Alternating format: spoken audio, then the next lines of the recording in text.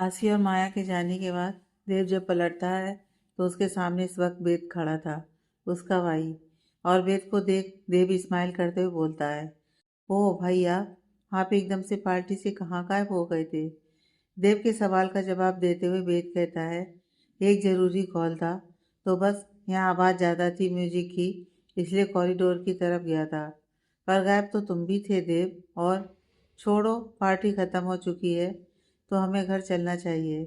वेद का ये कहना कि घर चलना चाहिए, ये सुनकर देव खुश होते हुए कहता है, घर चलना चाहिए? यू मीन टू से आप भी आ रहे हो ना साथ में? ओ भाई, आप नहीं जानते मैं कितना खुश हूँ। देव की बात सुनकर वेद कहता है, लिसन देव, तुम इतने एक्साइटेड मत रहो, क्योंकि मैं घर जा रहा हूँ, क्योंकि दादी ने मुझे बुलाया है। और तुम जानते हो मेरे लिए वो क्या है? वेद की बात सुनकर देव कहता है, ठीक है भाई, समझ गया कि आप मेरे नहीं, मेरी गर्लफ्रेंड की वजह से जा रहे हो। पर वजह चाहे जो भी हो, बट मेन पॉइंट इज़ कि आप घर आ रहे हैं। मैं बस इसी में खुश हूँ। वेद के घर आने वाली बात पर देव कितना खुश था, यह उसके चेहरे से साफ पता चल रहा था। जो खुशी कहीं से भी झूठी नहीं लग रही थी। वेद और देव अपनी कार में बैठकर निकल जाते हैं अपने घर की तरफ। कुछ देर बाद ही उनकी कार एक बहुत ही खूबसूरत से घर के अंदर एंटर करती है। रात के समय लाइटों के बीच वो घर काफ़ी खूबसूरत और एलिगेंट लग रहा था।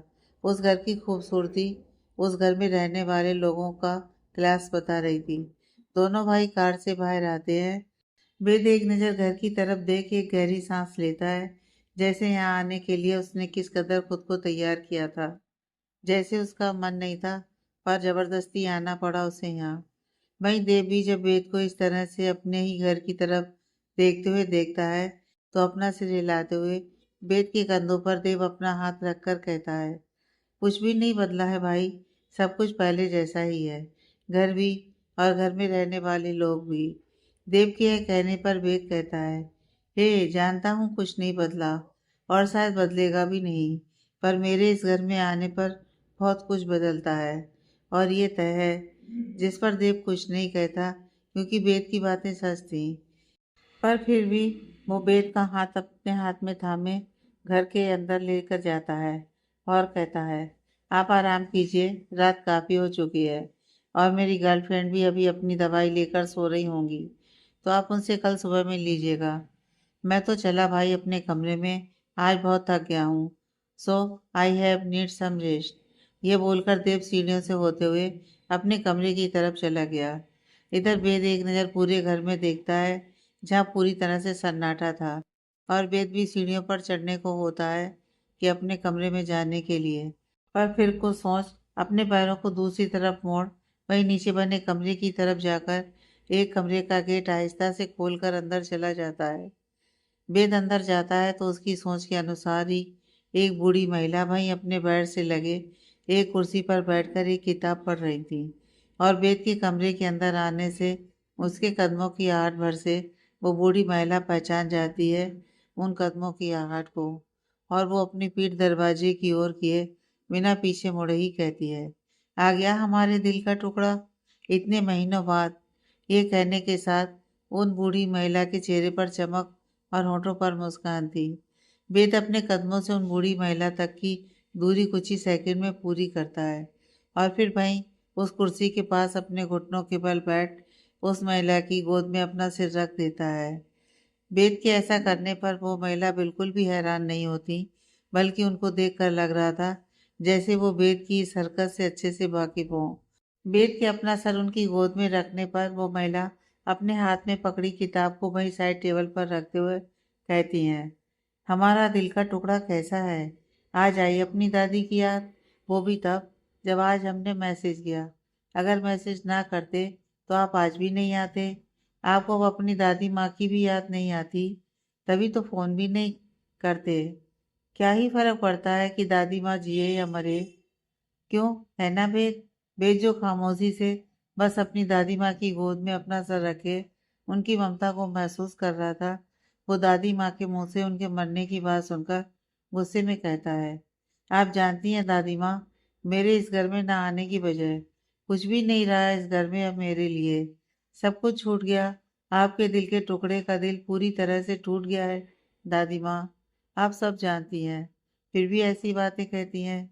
आप जानती हैं, अगर मैं अभी इस घर में हूँ, इसकी वजह आप हैं।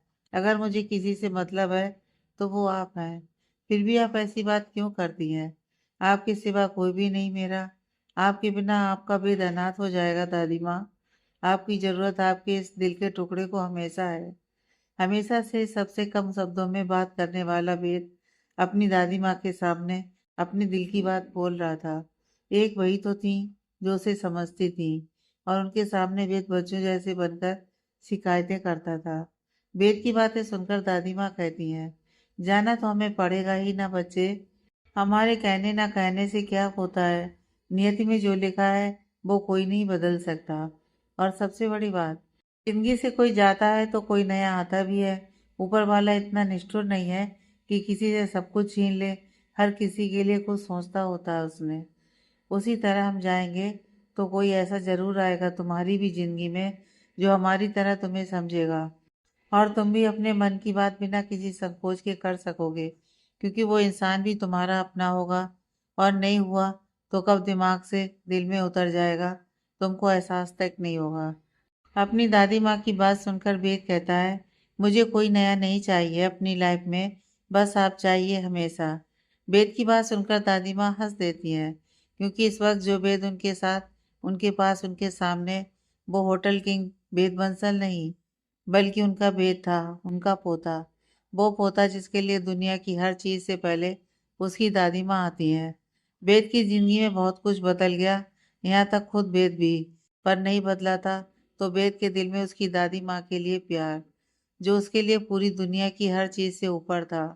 दादी माँ वेद की बातें सुन रही थी और बड़े प्यार से उसके बालों को सहला रही थी। वेद कहता है, दादी माँ, वो क्यों नहीं होता जो हम चाहते हैं? मेरे पास सब कुछ नहीं है, बस आप हो।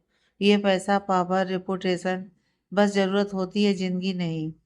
और मैंने तो कभी इन सब की चाहत भी नहीं की है। फिर क्यों हर बार मैं ही गलत कहलाता हूँ? वेद की बातों में उसका दर्द था, जो दादी माँ बखूबी समझती थी।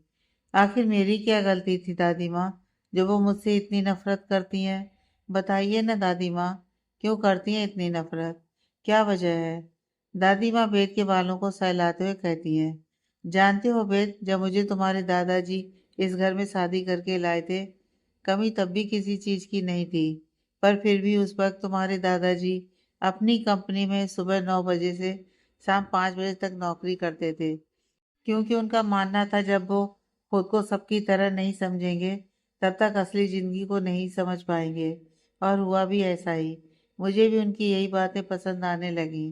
फिर तुम्हारे ताऊजी हुए तो जिम्मेदारी बढ़ी, और फिर तुम्हारी बुआ और पापा, जानते हो दोनों जुड़वा थे। और जब मुझे ये बात पता चली तो मैं घबरा गई थी कि कैसे दो दो बच्चों की जिम्मेदारी संभाल पाऊंगी। पर तुम्हारे दादाजी के सपोर्ट के कारण सब संभव हो सका। हमारी जिंदगी में 3 बच्चों की खुशियां आई। सब सही चल रहा था। फिर बड़े बच्चे हुए। उनकी बातें हमारी सोच से अलग होने लगी, क्योंकि हम भी उनके हिसाब से चले। फिर कंपनी की बागडोर घर के बेटों पर आई, और घर की बागडोर बहुओं पर। हाँ, बहुत कुछ ऐसा था जो मुझे पसंद नहीं था, पर फिर भी मैं कुछ नहीं कहती थी, क्योंकि यह समय था, और समय का नाम है बदलना। मैंने भी अपने अंदर लाया। फिर एक समय तुम्हारे पापा बहुत परेशान रहते थे। वजह पूछने पर कहते ऑफिस की प्रॉब्लम है। हमें भी लगा शायद यही बात होगी। और एक दिन फिर तुम्हारे दादाजी तुम्हें लाए अपने साथ। तुम उस समय यही कोई 6 साल के थे। तब पूछने पर तुम्हारे दादाजी ने सच बताया कि तुम्हारे पापा क्यों परेशान रहने लगे थे आजकल, क्योंकि उनको तुम्हारे होने का सच पता चल गया था। मुझे बहुत गुस्सा आया था उस वक्त, और इसलिए पहली बार मैंने उस पर हाथ उठाया था। पर तब तुम्हारे दादाजी ने हकीकत बताई। मुझे तुम्हारी माँ के बारे में जानकर अफसोस हुआ, क्योंकि गलती उस वक्त न मेरे बेटे की थी न तुम्हारी माँ की। सब वक्त की कठपुतली बन गए थे। न चाहते हुए भी तुमको इस घर में सबको रखना पड़ा। पर सिर्फ एक इंसान के लिए तुम आज भी गलत हो, देव की माँ और मेरी छोटी बहू शालिनी। सबने समझाने की कोशिश की, पर शालिनी के दिल में तुम्हारे लिए गुस्सा कब नफरत बन गई, हम सबको समझ ही नहीं आया कुछ। सब तुमको हमें दिखाने के लिए ही सही, पर पसंद करने लगे। और मुझसे और मुझे तो कब एक अलग सा जुड़ाव तुमसे जुड़ने लगा। तुम ज़्यादा से ज़्यादा वक्त मेरे और अपने दादू के साथ बिताते थे, लेकिन तुम्हारे दादाजी ने क्या सोचकर ऐसी वसीयत बनाई, मुझे खुद भी समझ नहीं आया। और जब तक उनसे वजह पूछती, तब तक वो हमारे बीच से जा चुके थे, बहुत दूर भगवान के पास। और फिर ऐसी वसीयत के पीछे का राज राज ही रह गया। पर यकीन मानो, अगर तुम्हारे दादाजी ने ऐसी वसीयत बनाई है तो इसके पीछे कोई वजह जरूर होगी, क्योंकि बिना वजह वो कोई भी काम नहीं करते थे। दादी की बात सुनकर वेद कहता है, दादी माँ, मैं दादाजी को गलत नहीं ठहरा रहा, पर दादाजी के बनाए इस वसीयत की वजह से वो मुझसे पहले से भी ज़्यादा नफरत करने लगी है। मैं जितनी कोशिश करता हूँ उनके करीब जाने की, वो मुझे खुद से उतना दूर कर देती है। मुझे कुछ भी नहीं चाहिए इस जायदाद से दादी माँ, सच में मुझे कुछ नहीं चाहिए। पहले उनके प्यार की उम्मीद थी, अब तो वो भी नहीं रही, क्योंकि समझ गया हूँ मैं कितनी भी कोशिश कर लूँ उनके दिल से खुद के लिए नफरत कम नहीं कर पाऊंगा। उनको लगता है कि मैं देव का हक छीन रहा हूँ, पर ऐसा नहीं है दादी माँ। देव मेरा छोटे है, मेरा दोस्त, उसके लिए तो जान भी हाजिर है, फिर ये जायदाद क्या है। मैं कैसे समझाऊं कि मैं सपने में भी अपने छोटे का हक नहीं छीन सकता। मेरे बस में होता तो कब का ये सब कुछ देव के नाम करवा चुका होता, पर मेरे बस में कुछ भी नहीं है। दादाजी की वसीयत के हिसाब से मैं चाह कर भी कुछ भी नहीं कर सकता। दादाजी ने मुझे बांध रखा है। दादी माँ, मैं कैसे उनको यकीन दिलवाऊं, आप बताइए दादी माँ। छोटे कहता है, भाई आप घर क्यों नहीं आते। पर मैं कैसे उसे बताऊं कि घर आने का मन किसका नहीं होता। मेरा भी होता है, बहुत होता है।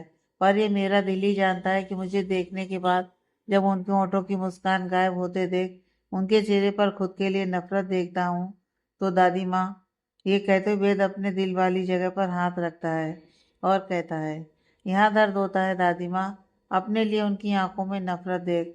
मैंने तो बस प्यार की उम्मीद की थी दादी माँ, और कुछ भी नहीं। क्यों दादाजी ने ऐसी वसीयत बनाई जिसके बारे में मैं ना किसी को कुछ बता सकता हूँ और ना कुछ कर ही सकता था। और इसके चक्कर में मैंने एक गलत कदम उठा लिया दादी माँ।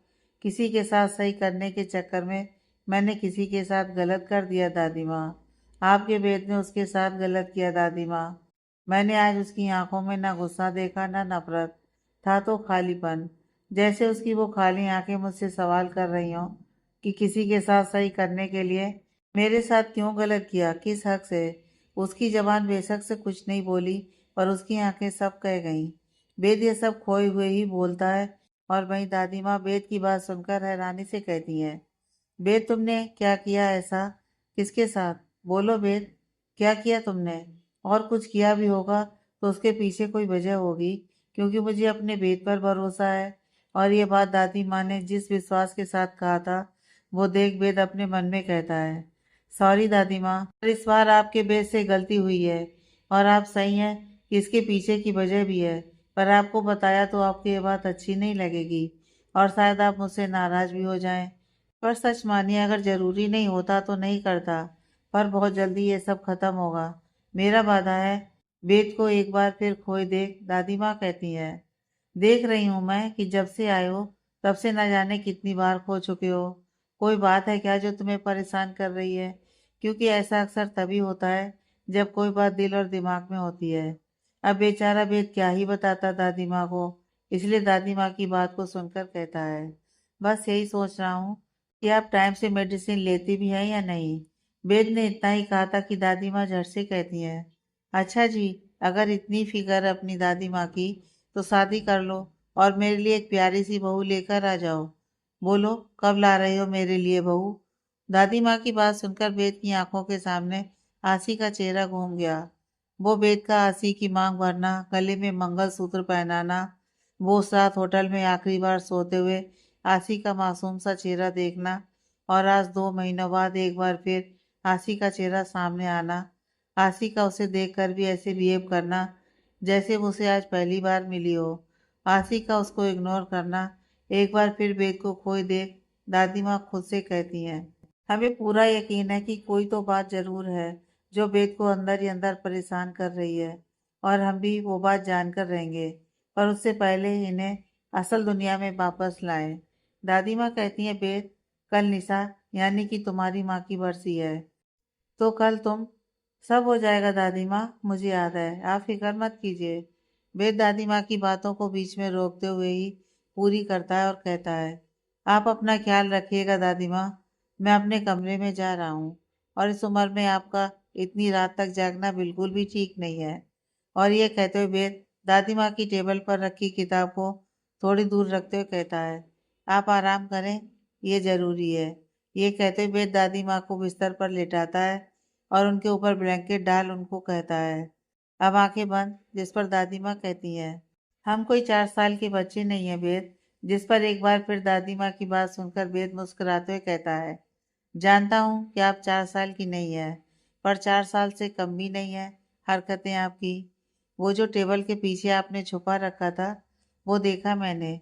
और ऐसे काम कौन करता है, ये आप भी जानती हैं। ये बोल वेद दादी माँ को घूर कर देखता है और दादी माँ तो वेद की बात सुनकर झट से अपनी आंखें बंद कर लेती हैं, जैसे वेद ने उनकी चोरी पकड़ ली हो।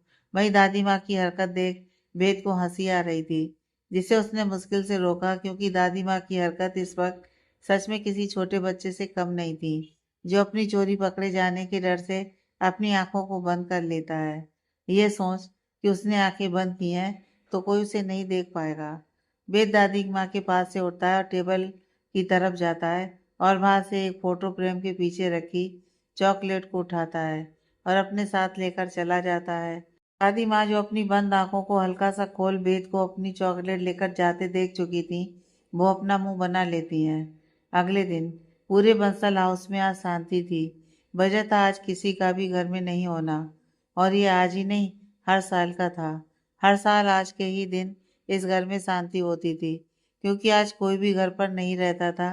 घर में पंडित लोगों के मंत्र पढ़ने की आवाजें गूंज रही थी और वेद एक सफेद रंग की धोती पहने बैठा था और वेद के ही पीछे देव, जिसने सफेद रंग का ही कुर्ता पैजामा पहना था, और दादी माँ भी अपने व्हील चेयर पर वहीं बैठी थी। वेद के सामने एक तस्वीर थी जो एक महिला की थी, और उस महिला का चेहरा और वेद का चेहरा काफी मिलता जुलता था। वेद के चेहरे पर इस वक्त कोई भाव नहीं थे, पूरी तरह शांत था। वो बस वहां आए पंडितों के हिसाब से पूजा कर रहा था। और तभी वहां एकदम से कोई आता है और उस महिला की तस्वीर को वहां से उठाकर बाहर फेंक देता है, और वो तस्वीर कुछ दूरी पर जाकर गिरती है, जिससे उस तस्वीर का फ्रेम, जो कांच का था, वो गिरने की वजह से टूटकर बिखर जाता है और उस कांच के टुकड़े बिखर कर सारे में फैल गए थे। वेद की नज़र जब उस नीचे गिरी तस्वीर पर और फिर उस तस्वीर को फेंकने वाले की तरफ जाती है, तो उसकी आंखें, जिनमें इस वक्त गुस्सा होना चाहिए, वहां गुस्सा नहीं था, बल्कि खालीपन था। वेद शांत था, पर देव, जो कि वेद के नेचर के बिल्कुल उलट था, वो इस हरकत पर, अपने सामने खड़े इंसान की हरकत पर बहुत गुस्सा होता है।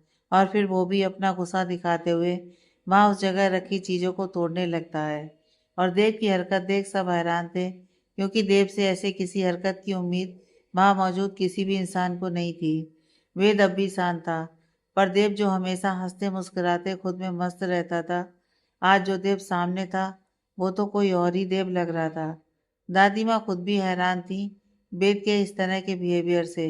दादी माँ देव की हरकत देख उसे रोकते हुए बोलती हैं, देव, बंद करो ये सब, क्या कर रहे हो तुम? अपनी दादी माँ की बात सुनकर देव कहता है, नहीं दादी माँ, आज नहीं। मैं कुछ नहीं कहता, इसका मतलब ये नहीं है कि मैं छोटा हूँ या मुझे कुछ समझ नहीं आता। मुझे सब समझ आता है, पर भाई की वजह से चुप रहता था। पर आज इन्होंने क्या किया, देखा ना आपने? इन्हें भाई नहीं पसंद तो ना सही, इन्हें भाई से बात नहीं करनी ना सही, पर ये जो आज इन्होंने किया, वो बहुत गलत किया। क्या ये सब इन्हें इस उम्र में करना सही लगता है? देव ये सब गुस्से में कह रहा था, जिसे दादी माँ भी समझ रही थी, क्योंकि देव ने उन्हें आज दादी माँ कहकर बुलाया था, जो बहुत कम टाइम होता था। दादी माँ कुछ कहती उससे पहले ही वहाँ एक तेज चांटे की आवाज़ सबके कानों में सुनाई पड़ी, और जब सबकी नजरें उस ओर गईं, तो दादी माँ और वेद की आंखों में बेहिसाब हैरानी थी, क्योंकि देव अपने गाल पर अपना एक हाथ रख के खड़ा था और दूसरे हाथ से अपनी मुट्ठी कसे हुए था। देव का चेहरा इस वक्त थोड़ा नीचे की तरफ झुका हुआ था, इसलिए उसके चेहरे के भाव देखना मुश्किल था। दादी माँ तेज से कहती हैं, शालिनी, ये क्या हरकत है? देव कोई छोटा बच्चा नहीं है जो तुम इस तरह से उस पर हाथ उठाने की गलती की। दादी माँ देव के सामने खड़ी एक औरत से कहती हैं, जो इस वक्त देव के सामने खड़ी थी, और उस औरत के चेहरे पर इस वक्त बेहिसाब गुस्सा था। दादी माँ की बात सुनकर वो औरत भी उसी तरह गुस्से से कहती है, जानती हूँ कि ये बच्चा नहीं है माँ जी, पर ये मेरा बेटा जरूर है, जिसे ये गलत फहमी हो गई है कि वो कुछ ज़्यादा ही बोल सकता है और उसकी माँ उसकी हर गलत बात सुनती रहेगी। वो हर बार भूल जाता है कि वो कितना ही बड़ा क्यों ना हो जाए, पर रहेगा मेरा बेटा ही। मैं कुछ कहती नहीं इसे, इसका मतलब ये नहीं कि इसकी हर गलत बात भी बर्दाश्त करूंगी। यह सब बात वो औरत, जिनका नाम सालनी था, वो देव की माँ थी। अपनी माँ की बातें सुनकर देव, जो चुप होकर खड़ा था, वो एकदम से कहता है, जो दूसरों के साथ गलत करते हैं मॉम, उन्हें किसी और के बारे में गलत या सही बोलने का हक नहीं होता। और आप आज से नहीं, सालों से भाई के साथ गलत कर रही हैं। वो बस कुछ कहते नहीं, पर उनका भी दिल है मॉम, जिसमें आपकी कई हर बात चुभती होगी। देव, शालिनी जी गुस्से से देव की बात सुनकर भड़क जाती हैं और कहती हैं, जब तुम कुछ जानते नहीं तो उसमें कूदो भी मत, और मैं क्या कर रही हूँ क्या नहीं, इसमें तुम्हारी राय की ज़रूरत नहीं है मुझे। और जिसके तुम इतने हिमायती बने घूम रहे हो ना, वो एक ऐसा स्यांप है जो कब डस लेगा तुम्हें पता भी नहीं चलेगा। आखिर कौन जो ऐसे इंसान का है। ये बात शालिनी जी ने वेद की तरफ देखते हुए कहा था, और वहीं वेद अपनी आंखों को बंद कर लेता है शालिनी जी की बात सुनकर। देव चिल्लाता है, मम, उतना ही बोलिए जितना सामने वाला सहन कर सके। कहीं ऐसा ना हो कि आपकी जहर जैसी बातें भी सामने वाले को कुछ ऐसा बोलने पर मजबूर कर दें जो आप ना सुन पाए। तभी दादी माँ कहती हैं, देव सही कह रहा है शालिनी, क्योंकि वेद कुछ कहता नहीं कभी भी तुमसे, इसका मतलब ये नहीं कि तुम्हें हक मिल गया उसे कुछ भी कहने का। वो चुप है क्योंकि वो इज्जत करता है तुम्हारी। उसके अंदर उस इंसान का खून है जो तुम्हारी नज़रों में बेशक गलत है, पर उसने अपने बेटे को कैसे संस्कार दिए हैं, ये तुम इस बात से समझ सकती हो कि सालों से तुमने क्या कुछ नहीं कहा हमारे बेट को। बावजूद इसके वो चुप है क्योंकि वो तुम्हें अपनी माँ। बस माँ जी, दादी माँ की बात को सुनकर उनको बीच में रोकते हुए वो बोलती हैं, नहीं हूँ मैं उसकी माँ, सुना, नहीं हूँ मैं उसकी कोई माँ। मेरा बस एक बेटा है देव, इसके अलावा कोई नहीं है मेरा। इसलिए किसी भी राह चलते से मेरा रिश्ता जोड़ना आप बंद करें। ये बात मैं कितनी ही बार आपको समझा चुकी हूँ। ये वो इंसान है जिसके लिए मैं जितना कहना चाहूँ तब भी सब कम पड़ जाए। इस हद तक नफरत है मेरे दिल में इसके लिए और उस औरत के लिए। और फिर भी सब जानते समझते भी ये लड़का मेरे ही घर में उस औरत की बरसी कर रहा है। इसकी हिम्मत कैसे हुई? पता है ना, उस औरत का नाम तक मुझे नहीं पसंद। इस लड़के का चेहरा मुझे उस औरत के किए की याद दिलाता है। नफरत की किस हद तक मुझे इससे नफरत है, सब जानता है फिर भी सामने आ जाता है ये। बोलिए ना, क्यों? बस करिए झूठा दिखावा। इसे क्या चाहिए मैं सब समझती हूँ, पर कह दीजिए कि किसी गलत फहमी में ना रहे। बंसल सरनेम मिलने से ये बंसल परिवार का सदस्य नहीं बन जाएगा, इसलिए अपने यह चीप गेम बंद करे। मम, क्यों आप भाई से इतनी नफरत करती हैं? मैं नहीं जानता, पर मैं बस इतना जानता हूँ, दुनिया में अगर कोई कितना ही साफ दिल का इंसान क्यों ना हो, मेरे भाई की बराबरी नहीं कर सकता। और ये बात मैं पूरे विश्वास से कहता हूँ। पर आप उनकी अच्छाई नहीं देख पा रही, क्योंकि उनकी अच्छाई देखने के लिए ना।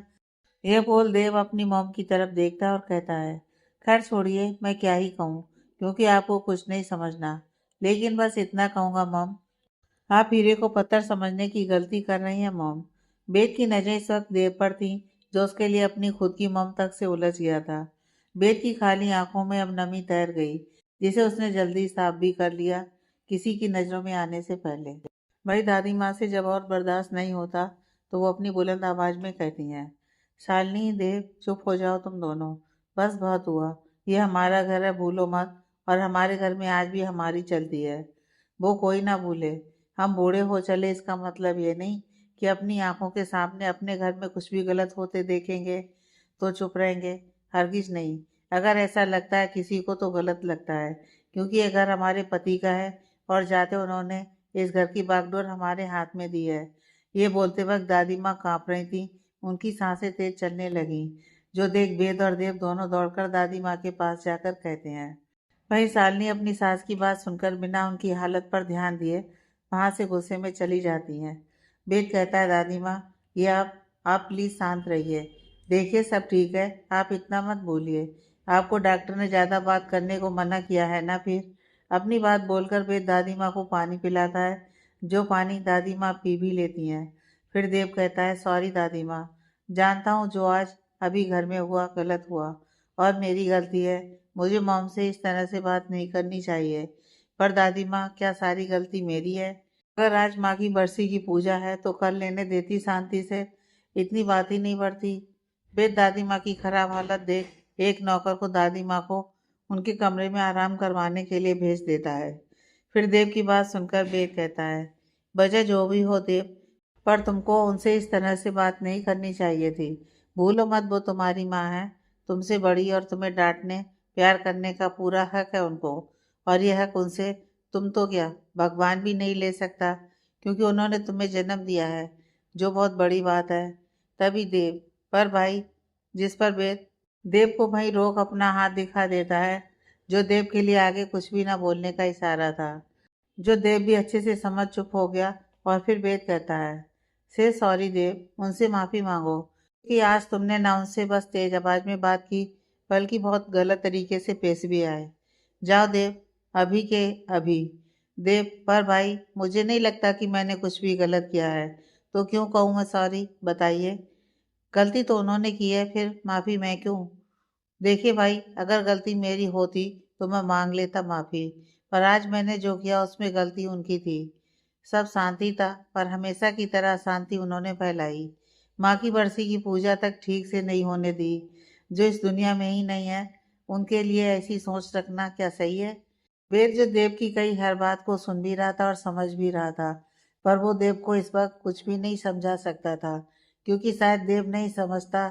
इसलिए वेद ने इस बार देव से अपनी बात मनवाने के लिए गुस्से का सहारा लिया और गुस्से में देव से कहा, देव, मैं आखिरी बार तुमसे कह रहा हूँ कि तुम उनसे माफ़ी मांगोगे, ये ना नहीं।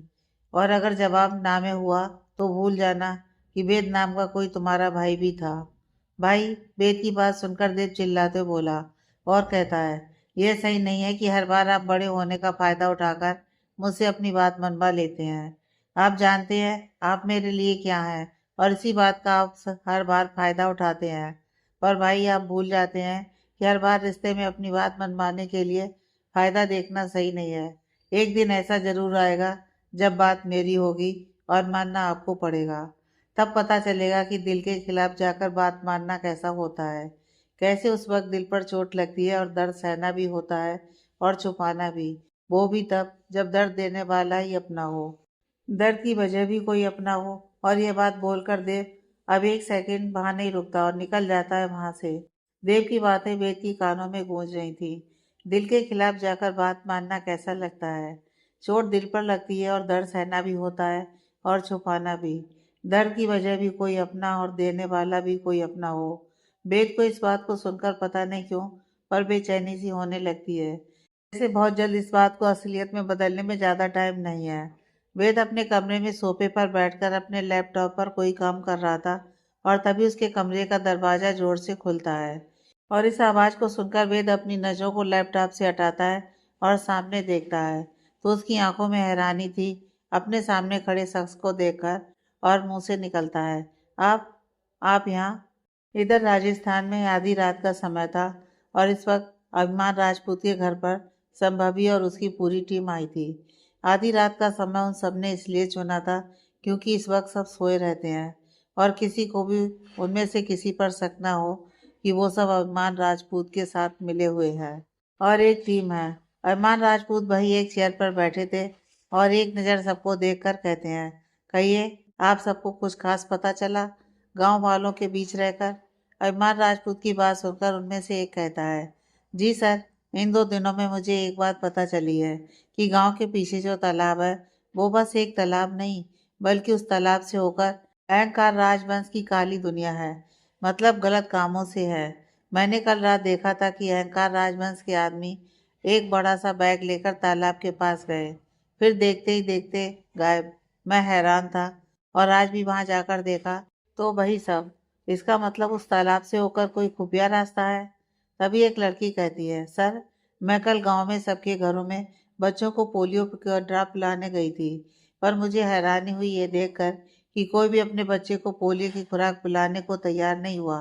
मेरे 1000 बार समझाने पर भी और तो और मैंने एक चीज़ नोटिस की कि वो सभी अपने बच्चों के मुंह में एक वाइट कलर का पाउडर डाले, और जब मैंने पूछा तो मुझसे गुस्सा कर घर से बाहर निकाल दिए और बोले कि ज़्यादा घरों में ताक झाक ना करूं। मैं आगे बढ़ी, तभी देखी कि एक गेट खुला था और मैं अंदर गई तो कोई अपने बच्चे को वो पाउडर खिलाकर अंदर गई थी। तब मैंने झट से वो पाउडर की डिब्बी उठाकर अपने बैग में रख ली। ये कहते हुए वो लड़की उस डिब्बी को अभिमान राजपूत की तरफ बढ़ाते हुए कहती है, देखिए सर, ये है वो। पर अजीब बात यह है कि एक का समझ आता है, पर सब क्यों खिलाते हैं अपने बच्चों को, वो भी जिस पर ना कोई नाम है ना पता, यहाँ तक कहाँ बना है कब बना है, एक्सपायरी डेट कुछ भी नहीं है। अभिमान राजपूत जब उस डिब्बी से पाउडर निकाल अपने हाथ में लेते हैं तो हैरान रह जाते हैं। वेद नीचे हॉल में जो कुछ भी हुआ था उसके बाद अपने कमरे में आकर अपने लैपटॉप पर होटल से जुड़ा कुछ काम कर रहा था कि तभी उसके कमरे का गेट एक झटके में खुला और वेद आवाज को सुनकर अपनी नजरों को लैपटॉप पर से हटाकर गेट की तरफ देखता है तो अपने सामने खड़े शख्स को देखकर उसकी आंखें हैरानी से सामने खड़े शख्स को देख रही थी, क्योंकि उसे अपनी आंखों पर बिल्कुल भी उम्मीद नहीं थी उस इंसान के सामने होने की। वहीं वेद को अपनी तरफ इस तरह से देखते देख वो शख्स, जो कोई और नहीं खुद शालिनी जी थी, वेद की हैरान नजरों को खुद पर देख अपने एक एक कदम आगे लेते हुए वेद की तरफ आती हैं और उनको अपनी तरफ आते देख वेद अपना लैपटॉप साइड करता है और अपनी जगह से उठते हुए कहता है, आप यहाँ इस वक्त, आइए बैठिए, कोई काम था तो आप मुझे बुला लेती।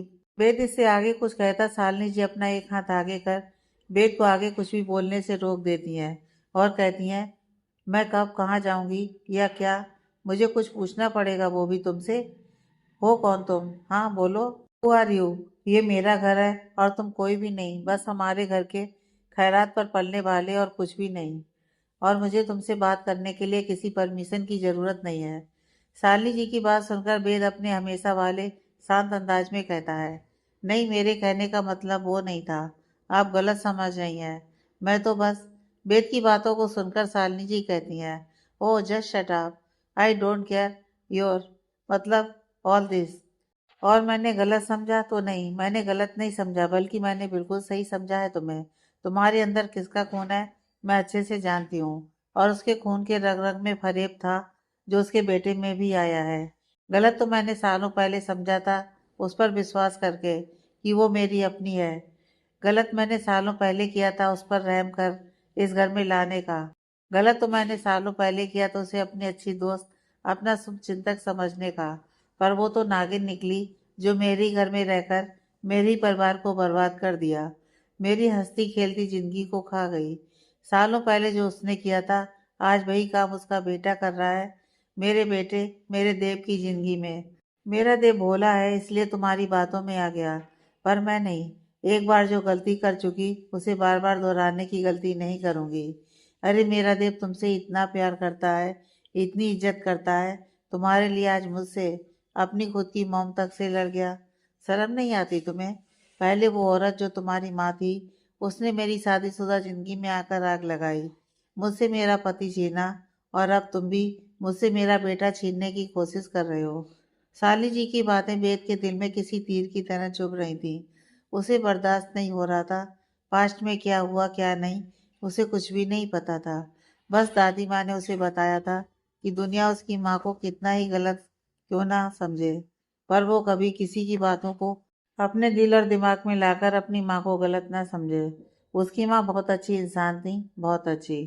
और बस तब से उसने बेशक कभी अपनी माँ को नहीं देखा था, पर अपने दिल में अपनी माँ की वही तस्वीर बनाई थी जो हर बच्चे के दिल में होता है, और इसीलिए उनकी बरसी हर साल पूरे हिंदू रीति रिवाज के हिसाब से करता था। पर दादी माँ की बातें और शालिनी जी की बातें उसकी माँ के लिए जो भी थीं, उन दोनों में कहीं से भी कोई समानताएं नहीं थीं। पर बावजूद इसके उसने अपनी माँ के लिए बिन देखे ही जो प्यार था वो शब्दों में बयान कर पाना खुद उसके लिए भी मुश्किल था, क्योंकि उस प्यार को कोई कभी समझेगा इसकी उम्मीद नहीं थी वेद को। इसलिए वो अपने मन की बातें भी खुद तक रखता था, किसी से भी शेयर नहीं करता था। बस थोड़ी बहुत बातें दादी को बताया करता था, या यह कहें कि मजबूरी होती थी, क्योंकि दादी माँ उसका चेहरा देख सब समझ जाती थी।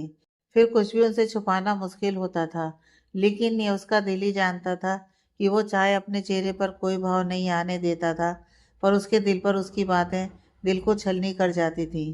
बेद शालिनी जी से कहता है, आप गलत सोच रही हैं। देव मेरे लिए बस मेरा भाई नहीं, मेरा दोस्त, मेरा परिवार है।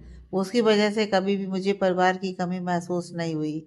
भगवान ऐसा भाई हर किसी को नहीं देता, और मैं खुद को लकी मानता हूँ कि उन्होंने देव जैसा भाई मेरी किस्मत में लिखा, जो खुद से पहले मेरे लिए सोचता है, मुझसे इतना प्यार करता है। यकीन मानिए, देव मेरे लिए क्या है मैं आपको नहीं बता सकता, पर देव है तो वेद है, वरना वेद कुछ भी नहीं है। मेरी बातों का विश्वास कीजिए आप। मेरी वजह से मेरे भाई की ज़िंदगी में कोई परेशानी आए, वो दिन मैं आने नहीं दूंगा, और मेरे भाई पर परेशानी आने से पहले उस परेशानी को उसके इस भाई से होकर गुजरना पड़ेगा।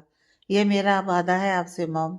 वेद को एहसास ही नहीं होता कि अपनी बात कहने के साथ वेद शालिनी को मॉम कह गया, पर शालिनी को जरूर सुनाई दिया और वो गुस्से में कहती है, बस मैं तुम्हारी कोई मॉम नहीं हूँ, मैं अपने बेटे देव की मॉम हूँ, जिसे मैंने अपनी कोख से जन्म दिया है।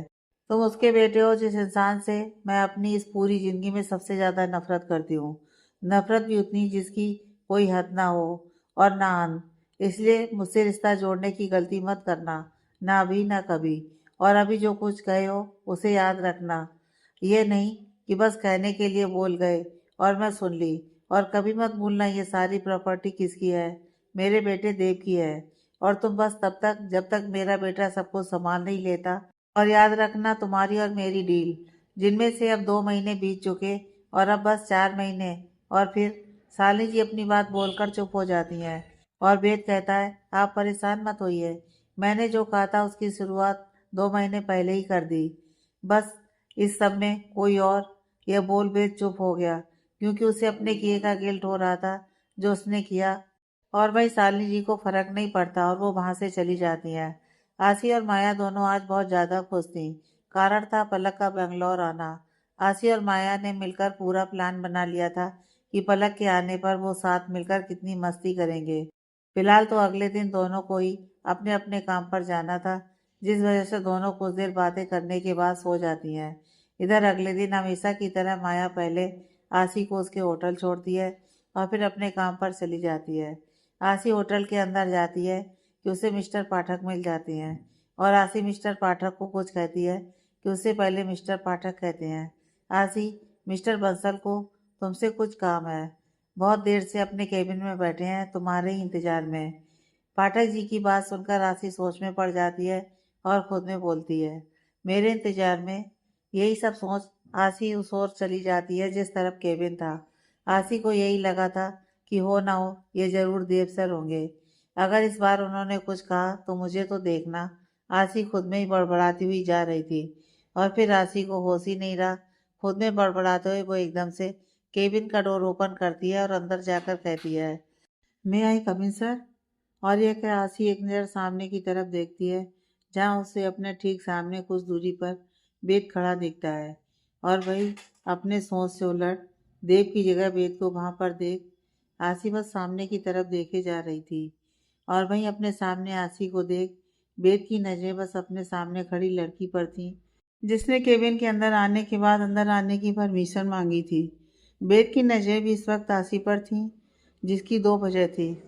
पहली, अंदर आने के बाद परमिशन मांगना, और दूसरा आसी के होटल आने के साथ ही मिस्टर पाठक के कहने पर बिना अपने घर वाले कपड़े बदले ही यहाँ आ गई थी।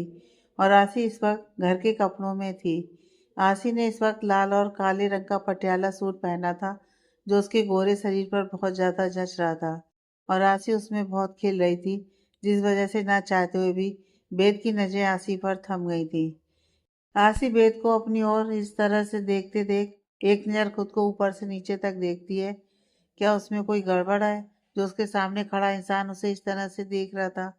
आसी जब अपने आप को अच्छे से देख लेती है और कंफर्म हो जाती है कि उसमें कोई गड़बड़ नहीं है, तो अब वेद को अपनी ओर इस तरह से देखते देख आसी की दोनों आईब्रो आपस में जुड़ जाती हैं, और फिर वो खुद से कहती है, सर आपने बुलाया था। आसी ने यह बात थोड़ा धीरे से कहा था, जो वेद नहीं सुनता। अपने आवाज देने पर भी वेद को कोई रिएक्ट ना करते देख आसी को अब थोड़ा गुस्सा आने लगता है। इसलिए वो अब अपने कदमों को कुछ और आगे चलते हुए बेड के पास पर अभी उससे थोड़ा दूर ही खड़ी थी। इस बार थोड़ा तेज आवाज में कहती है, सर आपने बुलाया था। आसी की आवाज इस बार तेज होने के कारण बेद के कानों तक जाती है और वो एकदम से अड़बड़ा जाता है और कहता है, यस, हाँ वो मैं। बेद की हाँ वो मैं सुनकर आसी कहती है, सर कोई काम था तो बताइए, वरना मुझे और भी काम है यहाँ खड़ी रहकर आपको घूरने देने के अलावा। आसी ने यह बात कह तो दी थी बेद से, और बेद आसी की बातों में नाराजगी की झलक अच्छे से महसूस कर रहा था और इसकी वजह थी, इसलिए वो आसी से कहता है, आई नो तुम मुझसे नाराज हो और वजह जायज है। उस दिन मेरे बिना तुम्हें बताए मेरा वहां से चले आना, पर उस दिन जो हुआ नहीं हुआ, मुझे उस दिन की कोई बात ना आपसे करनी है ना कुछ सुननी है। बेद की बातों को बीच में रोकते हुए आसी कहती है, फिर आसी कहती है, उस दिन कोर्ट में आपसे शादी करने का फैसला मेरा था। आपसे शादी के लिए मैंने कहा था, तो उस हिसाब से जिस लड़की की शादी किसी और से होनी थी, जिसके लिए वो अपना शहर तक छोड़ आई और उससे शादी ना होने के कारण वो लड़की आपसे शादी करने को कहे, वो भी एक लड़की होते हुए उससे आगे बढ़ी, उस लड़की की इज्जत क्या ही हो सकती है, किसी की नज़रों में कुछ भी नहीं। इसलिए मैं उस दिन बिना बताए आपके वहाँ से वापस आ जाने का कारण समझ सकती हूँ। कोई भी इंसान ऐसी लड़की से शादी नहीं निभाएगा जो किसी और के लिए अपना घर छोड़ कर आए। मैं आपसे कुछ नहीं कह रही, तो आप भी अब इस बात का जिक्र मत कीजिए। मैं अपनी ज़िंदगी में आगे बढ़ गई हूँ, जहाँ मैं बहुत खुश हूँ, और आपके लिखे लेटर के हिसाब से हमारी शादी 6 महीने की थी, जिसमें से 2 महीने पूरे हो चुके हैं, तो बाकी के भी 4 महीने निकल जाएंगे। तो आप परेशान मत होइए, आप जैसा चाहते हैं वो हो जाएगा। मैं आपसे ना किसी तरह का हक मांगूंगी, ना एलिमनी, तो मेरी तरफ से आपको कोई परेशानी नहीं होगी। आसी ने कह तो दिया बेशक था कि उसे कोई फर्क नहीं पड़ रहा था, पर उसकी बातों से नाराजगी साफ झलक रही थी, जो वेद ने महसूस किया था। वो मानता था कि उसने गलती की थी और अपना काम पूरा करने के लिए उसने आसी का फायदा उठाया था शादी करके। उसे तो ये भी नहीं पता था कि बेद का यह शादी करने के पीछे क्या वजह थी। बेशक से बेद ने यह सब अपनी खुशी से नहीं किया था, उसकी भी मजबूरी थी, पर वो मजबूरी आसी को तो नहीं पता था। उसकी नज़रों में बेद गलत था और आसी की नज़रों में खुद के लिए गुस्सा और नाराजगी देख बेद को अच्छा नहीं लगता। वो बस इस बात को मानता था कि इस शादी के पीछे उसकी खुशी या चाह नहीं थी, पर आसी को देख उसे वो महसूस नहीं हुआ था जो सना से था, जिसके साथ उस दिन उसकी शादी होने वाली थी, और समय पर ना आने की वजह से आसी से कोर्ट मैरिज करनी पड़ी, और वो चीज़ या अनजाना और अजनबीपन जो सना के लिए था पर आसी के लिए नहीं, जिससे उस दिन वो पहली बार कोर्ट में मिला और पहली बार में ही शादी भी कर ली। आसी को जो कहना था वो बेद से कह चुकी थी, और अपनी बात कह वो अब और वहां पर नहीं रुक सकती थी। वही बेद खड़ा बस आसी को देखता रह गया। वो ना कुछ कह पाया, ना आसी को समझा पाया। अगले दिन भी बेद और आसी का आमना सामना होता है। बेद को आसी अब पूरी तरह से इग्नोर कर देती थी। बेद कुछ नहीं कहता, बस अपना काम करता। होटल के किसी नए प्रोजेक्ट के कारण बेद को अभी कुछ और दिन रुकना था। इधर देव भी अब हर रोज होटल आता था, अब काम करने या किसी भी वजह से, ये तो वही जाने। आसी देव से कम ही बात करती थी, हालांकि देव अपनी तरफ से पूरी कोशिश करता था आसी से बात करने का, पर आसी जितना जरूरी होता था उतनी ही बात करती, वरना वो जितना हो सकता था देव से दूर ही रहती थी। खासकर ये बात जानकर कि देव वेद का भाई है। वेद कहता बेशक से कुछ नहीं था, पर देव को आसी से बार बार बात करने की कोशिश करते देखता था। देव बेशक से उसका भाई था, पर आसी के साथ देव को देखकर वेद को कुछ खास अच्छा नहीं लगता था, पर वो कुछ कहता नहीं था।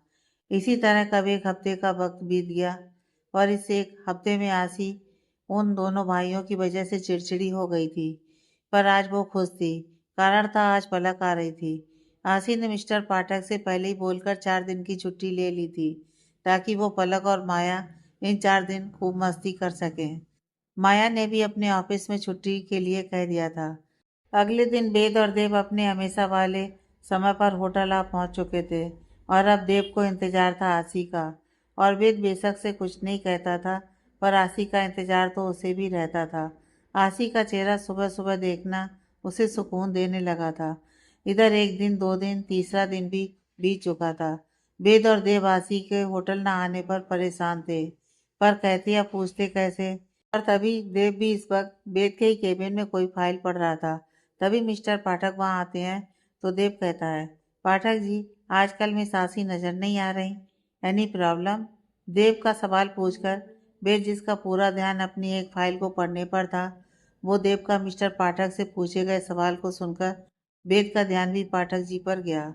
भाई देव का सवाल सुनकर मिस्टर पाठक कहते हैं, वो बात यह है सर कि आसी ने 4 दिन की छुट्टी ली है। कारण तो मुझे नहीं पता, वैसे हो सकता है शायद उनके घर पर कोई खास काम हो। जवान लड़की है तो हो सकता है शादी वादी वाली बात हो। मिस्टर पाठक ने बस इतना ही कहा था कि देव और वेद की आंखें हैरानी से बड़ी हो गईं। दोनों अपने मन में बोले, शादी? मिस्टर पाठक ने अपने सामने दोनों भाइयों की तरफ एक नज़र देखकर कहते हैं, अच्छा सर मैं जाता हूँ, कोई काम है। ये बोलकर वो चले गए। इधर दोनों भाई मिस्टर पाठक की बात को सोच रहे थे। इधर इस बीच पलक, आसी और माया ने खूब मस्ती की एक साथ। माया और आसी ने जिद करके पलक को 2 दिन के लिए और रोक लिया। पलक भी अब कुछ नहीं कह सकी। इधर आसी की 4 दिन की छुट्टियां खत्म हो चुकी थी, पर उसने मिस्टर पाठक को कहकर अपनी 2 दिन की छुट्टी और बढ़वा ली थी। इधर दोनों भाइयों को आज का इंतजार था, क्योंकि आज आसी के 4 दिन की छुट्टियां खत्म होने को थी। पर जब उन्हें पता चला कि आसी ने 2 दिन की छुट्टी और बढ़ा ली, तो वेद को अब गुस्सा आने लगा और वेद मिस्टर पाठक से कहता है, मिस्टर पाठक, ये सब क्या है? क्या आप मुझे बता सकते हैं कि क्या हमारे होटल की ये पॉलिसी है जिसका जब मन करे तब लीव ले? बोलिए। मुझे अभी 1 घंटे के अंदर अपने होटल के सभी स्टाफ चाहिए, मतलब चाहिए। और सब मतलब सब, एवरीवन। जो होटल आए हैं वो भी, और जो नहीं उनको अभी के अभी इन्फॉर्म कीजिए आप। मुझे 1 घंटे के अंदर सब लोग मीटिंग रूम में चाहिए। समझ गए आप? तो जाइए सबको खबर कीजिए। वेद ने यह बात थोड़े गुस्से में कही थी, और आज इतने दिनों में पहली बार था जब मिस्टर पाठक ने वेद का गुस्सा देखा था, वरना वेद हमेशा से शांत रहता था। मिस्टर पाठक अब जल्दी से वेद के केबिन से बाहर जाते हैं और होटल के हर स्टाफ तक ये न्यूज़ पहुंचा देते हैं, और आशी को भी कॉल करके अर्जेंट में होटल आने को कहते हैं। आशी सवाल करना चाहती थी, पर फिर मिस्टर पाठक की बात सुनकर ओके कहकर फोन कट कर दी है। और वो तैयार तो पहले से ही थी। आज तीनों दोस्त मिलकर मंदिर जाने वाली थी, जिस वजह से साड़ी पहनी थी। आशी के पास साड़ी चेंज करने का वक्त नहीं था, इसलिए वो उसी तरह माया और पलक को जल्दी से आने का बोल निकल जाती है। आशी कुछ ही देर में होटल पहुंचती है। आशी को देखकर साफ पता चल रहा था कि वो कितनी जल्दी में आई है। उसके खुले बाल भी उसके चेहरे पर आ रहे थे।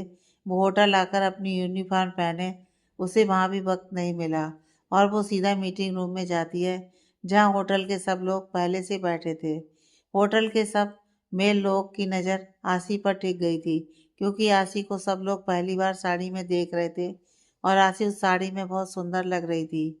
वहीं आशी देखती है कि बॉस और मिस्टर पाठक के बीच की चेयर खाली थी। आशी ज़्यादा कुछ नहीं सोचती है और सीधा वहां जाकर बैठ जाती है। वो मिस्टर पाठक से कुछ पूछती कि तब तक मीटिंग रूम का गेट एक बार फिर खुलता है, और वेद अपनी पैंट की दोनों पॉकेट में हाथ डाले अंदर आता है, और वो अपनी सरसरी नज़र पूरी मीटिंग रूम में घुमाता है, जहां उसका ध्यान अपनी चेयर की बगल में बैठी आशी पर जाता है, जो अभी बैठी हुई अपनी साड़ी में उलझी हुई थी। आशी को साड़ी में देखकर वेद की नजरें उस पर आकर थम गईं। डार्क ग्रीन कलर की फ्री पल्ले की साड़ी, माथे पर एक छोटी सी बिंदी, होठों पर हल्के कलर की लिपस्टिक, माथे पर बालों की एक हल्की सी लट, हाथों में साड़ी की मैचिंग ग्रीन कलर की ही चूड़ियां। आज आसी अपने और दिन के गेटअप से बिल्कुल अलग नजर आ रही थी। खूबसूरत तो वो थी ही, पर इस इंडियन आउटफिट में उसकी हमेशा वाली खूबसूरती निखर कर आ रही थी। जैसा कि आसी अपनी दोनों दोस्त माया और पलक के साथ मंदिर जाने के लिए तैयार हुई थी, पर पाठक जी के कहने पर उसे जल्दी से आना पड़ा। इस वजह से उसे न घर न होटल में आकर चेंज करने का वक्त मिल पाया। वेद की नज़रें आसी पर थीं, जो आसी बखूबी समझ रही थी, पर उसने एक बार भी अपनी नज़रों को उठाकर वेद को देखने की कोशिश नहीं की। वेद अपनी जगह पर आकर अपनी चेयर पर बैठता है और होटल से रिलेटेड कुछ बात करता है सबसे। हालांकि उसकी ये अर्जेंट की मीटिंग रखने का कारण था आसी के 4 दिन से होटल ना आने और 2 दिन की छुट्टी और बढ़ाने से वेद को अच्छा नहीं लग रहा था, पर वो ये बात मानने को तैयार नहीं था। उसने अपने दिमाग में बस यही बैठाया था कि आसी या कोई और इस तरह से होटल में छुट्टी नहीं ले सकता, और इनडायरेक्टली वो इस बात के लिए आसी को बोलने वाला था। पर आसी को देखकर तो वेद खुद भूल गया कि उसके इस मीटिंग के रखने के पीछे कारण क्या था। वेद बोलता जा रहा था और बीच बीच में अपनी तिरछी नजरों से आसी को भी देख रहा था, पर आसी ने अब तक एक बार भी वेद की ओर नहीं देखा था, और ये बात वेद जैसे शांत इंसान के दिल में भी उलझन पैदा कर रही थी। वही देव जो किसी काम से बाहर गया था, होटल आते ही मीटिंग का पता चला। वो भी मीटिंग रूम में आ जाता है, और मीटिंग रूम में आते ही उसकी नजरें भी एक जगह आकर थम जाती हैं, जो कोई और नहीं आसी थी। वहीं एक बार फिर मीटिंग रूम का गेट खुलने की आवाज़ सुनकर सब लोग उस तरफ देखने लगते हैं, और अपने सामने वेद बंसल के छोटे भाई देव बंसल को देख एक स्माइल पास करते हैं। वहीं वहां बैठी फीमेल स्टाफ तो अपने सामने दो दो हैंडसम लड़कों को देख बस अपनी नजरों से ही उनको हर एंगल से स्कैन कर रही थी। उनके हिसाब से तो ये दोनों ही उनके सपनों के राजकुमार जैसे थे। फिर इनमें से कोई एक भी उनको मिल जाए, उनकी लाइफ सेट हो जाए। सबके दिमाग में अलग सोच थी। वहीं आसी की नजरें भी देव पर जाती हैं, पर जब तक वो देव पर से अपनी नजरों को फेरती, देव अपने हमेशा वाले कूल लुक के साथ ही आसी की तरफ देख रहा था। और आसी की नजरों को खुद की तरफ देख देव अपने हाथ को अपने चेहरे के पास करके कुछ इशारा करता है, जो आसी तो समझ नहीं पाती, पर देव से अपनी नजरें जरूर हटा लेती है। और आसी का खुद पर से इस तरह से नजरें फेरते देख देव के होठों पर एक मुस्कान आ गई, और वो एक नज़र आसपास देखता है, जहाँ एक भी सीट खाली नहीं थी। इसलिए देव मीटिंग रूम से बाहर चला जाता है, तो सबको लगता है कि देव चला गया। पर तभी एक बार फिर गेट खुलता है मीटिंग रूम का, और देव अंदर आता है, और इस बार उसके हाथ में एक चेयर थी। इसे ले जाकर वो ठीक वेद और आसी के बीच में एडजस्ट करता है, और वहाँ बैठते हुए कहता है, सॉरी एवरीवन, मेरी वजह से आप सबको प्रॉब्लम हुई, बट अब मीटिंग कंटिन्यू कर सकते हैं, तो शुरू कीजिए। और ये बोल वो एक नज़र आसी की ओर देखता है, और सबको बिजी देख हौले से आसी की ओर झुकते हुए बोलता है, no doubt miss Aasi, you are beautiful, but Indian outfit में तो आप वो क्या कहते हैं, बिल्कुल कयामत लग रही हैं। जरा ध्यान से, आपकी कयामत ना जाने कितने मासूमों के दिल पर आज बिजली गिराने का हुनर रखती है। देव अपनी बात के आसी की ओर ही देख रहा था। वहीं आसी देव की बातें सुनकर अपना मुंह खोले देव की तरफ देखती है। उसे यकीन ही नहीं हो रहा था कि इतने लोगों के बीच देव उससे इस तरह की बात भी बोल सकता है। वहीं देव की बात सुनकर आसी एक नज़र अपने आसपास देखती है, जहाँ सब खुद में बिजी थे, किसी का उन पर ध्यान नहीं था। और यह देखकर आसी को थोड़ी तसल्ली होती है कि देव ने अभी जो भी कहा वो कोई और नहीं सुना, वरना क्या सोचता उसके बारे में। आशी को देव की बातों पर गुस्सा आने लगता है, और वो घूरकर देव की ओर देखती है, तो देव आशी को खुद की ओर हैरान परेशान देख अपनी एक आंख ब्लिंक कर देता है, जो देखकर आशी की आंखें हैरानी से बड़ी हो जाती हैं। और फिर वो जल्दी से देव पर से अपनी नजरें हटा लेती है, और अपने मन में कहती है, ऐसा क्यों फील हो रहा है कि जैसे मैं कोई तितली हूँ, और मेरे पास बैठे हैं दोनों लड़के भमरे, जो मौका देखकर ही मेरी बलि चढ़ाने की फिराक में है। इन दोनों भंवरों से तुझे बचकर रहना होगा आसी। आसी खुद में ही बड़बड़ा रही थी, और वहीं आसी की हरकत देखकर देव खुद को मुस्कुराने से रोक नहीं पाता। वहीं कोई था जिसकी नजरों से कुछ भी नहीं छिपा था, और वो था वेद। वेद अपनी जगह पर बैठकर देव की मीटिंग रूम में आने से लेकर अब तक की हर हरकत देखी थी, और देव ने जो कुछ भी आसी से कहा था वो सब कुछ सुना भी था। वेद के चेहरे पर अब भी कोई भाव नहीं थे। उसका चेहरा हमेशा की तरह ही शांत था। इसलिए कह पाना कि उसके दिमाग में क्या चल रहा था, यह बता पाना मुश्किल था। वेद एकदम से अपनी चेयर से उठता है और कहता है, फिलहाल हमारे होटल के 3 और ब्रांच अलग अलग शहरों में ओपन होने वाले हैं, और मैं अपने इस होटल के कुछ बेहतर स्टाफ को उन होटल में जाकर सब कुछ अच्छे से देखने के लिए भेजने वाला हूँ। और हाँ, आप सब में से कोई एक होगा जो मेरे साथ जाएगा। अभी मैंने उस इंसान के बारे में कुछ सोचा नहीं है। इवनिंग तक मैं उस इंसान का नाम बता दूंगा जो मेरे साथ जाएगा। Meeting is close. और ये बोल वेद बिना किसी देरी किए मीटिंग रूम से चला जाता है, और उसके जाने के बाद सब फीमेल के बीच कानाफूसी होने लगती है कि वो कौन होगा जिसे वेद बंसल के साथ जाने का मौका मिलेगा, और राशि तो बस यही मना रही थी कि वो दुखियारी कहीं वही ना हो जो बेद के साथ जाए। आगे की कहानी नेक्स्ट पार्ट में।